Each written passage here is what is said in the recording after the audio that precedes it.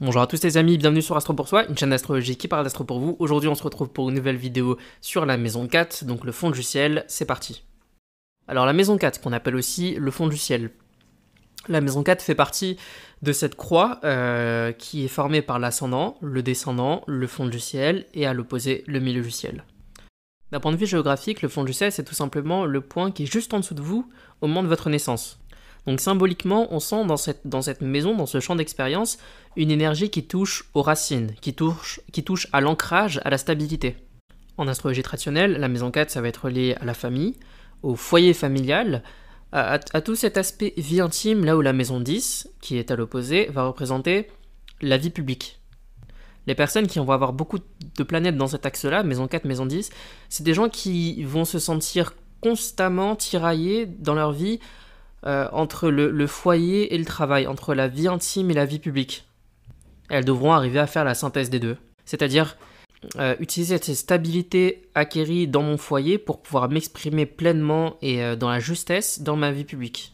Dans un premier temps, la maison 4, c'est le foyer parental. Donc c'est là où on va naître, où on va grandir. C'est le lieu où on va se sentir en sécurité ou pas, ça dépend des thèmes, ça dépend des gens. Puis dans un second temps, ce qui va se passer, c'est qu'à l'âge adulte, on va essayer de recréer cette atmosphère. Puisque l'individu va bien comprendre que c'est pas le lieu en lui-même qui est important, c'est la qualité d'énergie dont il est porteur. Et c'est cette qualité d'énergie que, en tant qu'adulte, on va essayer de recréer dans son propre foyer par la suite. Donc c'est vraiment l'atmosphère du foyer, l'atmosphère natale. Le signe qui va se trouver à la pointe de la maison 4, c'est la qualité d'énergie que vous pouvez utiliser pour gagner en stabilité intérieure, pour creuser dans ses racines, pour se recentrer. Il y a cette notion-là d'être au cœur de soi-même en maison 4. Encore une fois, c'est tout l'opposé de la vie publique. Donc on est vraiment dans la sphère intime, la sphère privée. Vous savez, parfois vous discutez avec des gens et ils vous disent que voilà, ils sont allés à tel ou tel endroit pour se ressourcer souvent avant de reprendre le boulot ou d'entamer je sais pas quel projet. Et là, c'est l'énergie maison 4. Au niveau le plus spirituel, la maison 4, c'est le lieu de contact avec l'âme. Évidemment, tout l'intérêt de comprendre sa maison 4, c'est comme dit, de ne pas s'attacher au foyer parental en tant que tel, mais de comprendre qu'en réalité, c'est sa qualité d'énergie qu'on va essayer de recréer. Et du coup, pouvoir gagner en autonomie en faisant de n'importe quel endroit son propre foyer. On n'a pas encore parlé de la maison 3, mais pour comprendre la maison 4, ça peut être aussi une clé de compréhension. La maison 3, on était dans la dispersion et dans la recherche d'expériences, de connaissances, etc., de relations en tout genre. Alors que là, en maison 4, on va être plutôt dans le recentrage sur soi-même. On va prendre que ce qui est nécessaire à notre croissance personnelle. Et vous allez me dire, effectivement, ça ressemble beaucoup au demi-sextile Gémeaux-Cancer. Vous avez tout à fait raison. Il y a aussi cette énergie-là, sauf que là, c'est en termes de champ d'expérience, c'est pas forcément en qualité d'énergie. Ce que je veux dire, c'est que, évidemment qu'il y a une qualité Cancer à votre maison 4, mais votre maison 4 n'est pas forcément en Cancer. Vous allez mieux comprendre par la suite quand je vais donner quelques exemples. La maison 4, c'est vraiment un lieu, comme dit, de recentrage. C'est un lieu où je vais me concentrer sur moi-même, sur mon ancrage, où je vais devoir être authentique vis-à-vis de moi-même, puisque c'est le lieu où le seul regard qui est porté à mon égard, c'est le mien. Donc la maison 4, c'est un champ d'expérience de vérité vis-à-vis de soi. Les planètes qui vont être en maison 4, ça va être les fonctions psychologiques que je vais... alors dans un premier temps, c'est des fonctions psychologiques que je vais chercher dans mon foyer, que je vais demander peut-être à mes parents ou aux personnes qui sont dans le foyer d'exprimer pour me sentir un peu plus stable, un peu plus en sécurité. Et dans un second temps, c'est des qualités, des fonctions psychologiques que je vais utiliser moi-même et que je vais exprimer au sein de mon foyer.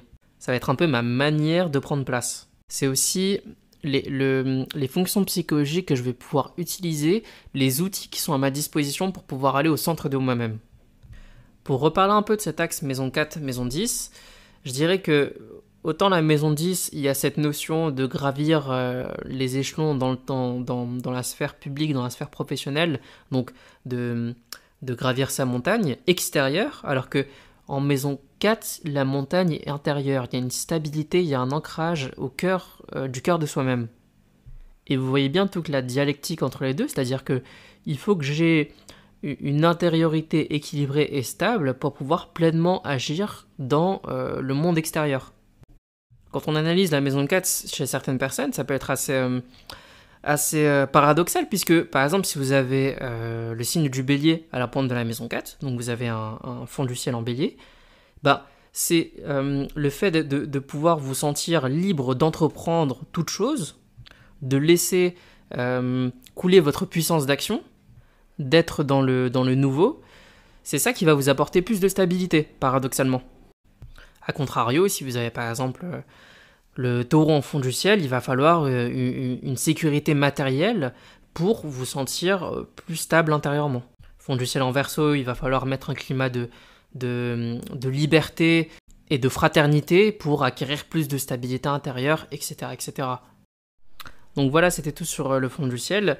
C'est une maison qui, je pense, est quand même assez simple à comprendre, mais qui fait partie des 4 grandes maisons à étudier dans le thème astrologique, donc il faut quand même un petit peu s'attarder dessus, mais dans les grands principes, je pense qu'on a plus ou moins fait le tour. N'hésitez pas à lâcher un pouce bleu ou un commentaire si ça vous a plu, évidemment à poser des questions, j'y répondrai avec plaisir. Voilà, abonnez-vous et on se retrouve pour la prochaine vidéo du coup qui sera sur le milieu du ciel, donc la maison 10.